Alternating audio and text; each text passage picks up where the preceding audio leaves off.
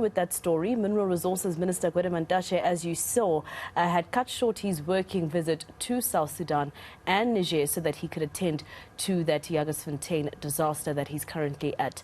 A collapse of a mine dam wall has left people homeless. This has once again highlighted the crisis over water or sewage management in South Africa.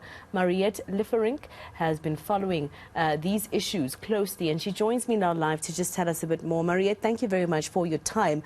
Just first of all, before we discuss the fact that you've spoken about our sewage system in South Africa being in trouble, etc., the minister telling one of the residents right now who asked whether or not she can go into her house and start cleaning it.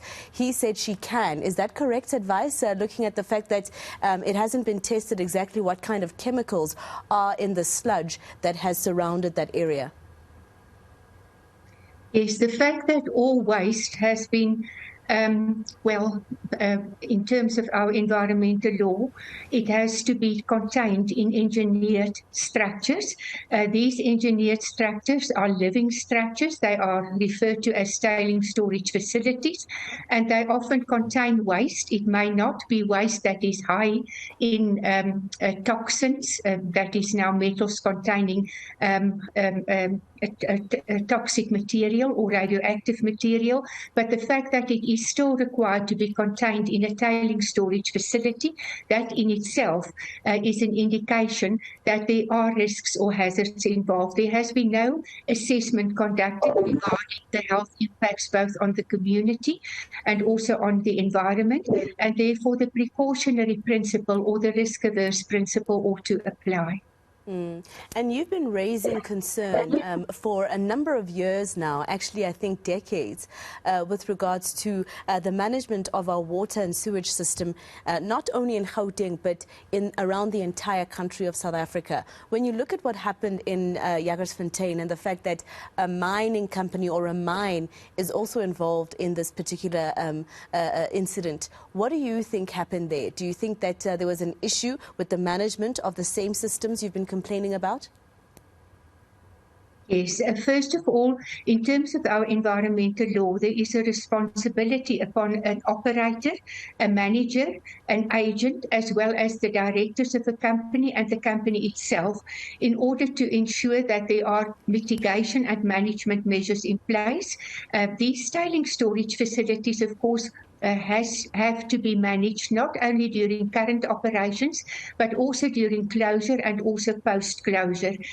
With regards to the current mining company, which is the Jagersfontein Development, it's a consortium, I had been informed.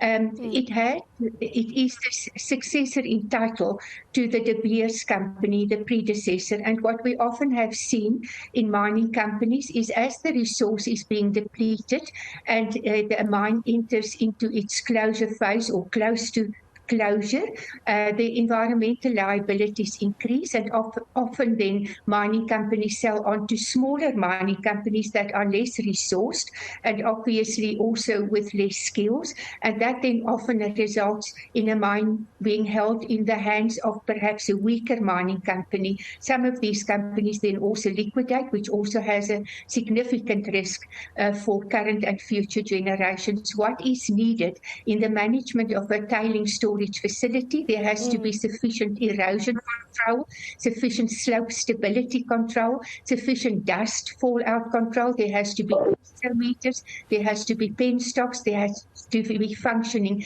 tow paddocks, because I have a list here of the causes, for example, of all these tailing failures. And since 1950 to 2016, the reasons or the causes were seismic activity, that is instability, slope instability or ground movement, in external erosion, seepage, which causes internal erosion, slope instability, foundation, that is structural and foundation conditions, as well as structural inadequacies, and then overtopping, and then also mine subsidence if a mine tailing storage facility is built over mine workings. So this has been clearly identified identified, and why this matter is of very great concern to us, is that it comes at a time when the investor community, with more than 1 trillion assets under management, had called upon the mining industry to develop a global tailings standard for the management of tailings. That was after the Brumadinho tailings storage facility in Brazil in 2019. And this global standard on tailings, for example, calls on mining companies to achieve the ultimate goal of zero harm to people and the environment, with zero tolerance for human fatality. It requires operators to take responsibility and prioritize the safety of tailings facilities through all phases, that is both current, operational, closure and post-closure. It also requires the disclosure of relevant information to support public accountability. And at the same time, it also requires that a mining company informs communities, that the host communities, of possible failure and the emergency response. So all of these objectives, regrettably, it appears, had not been followed by the mining company.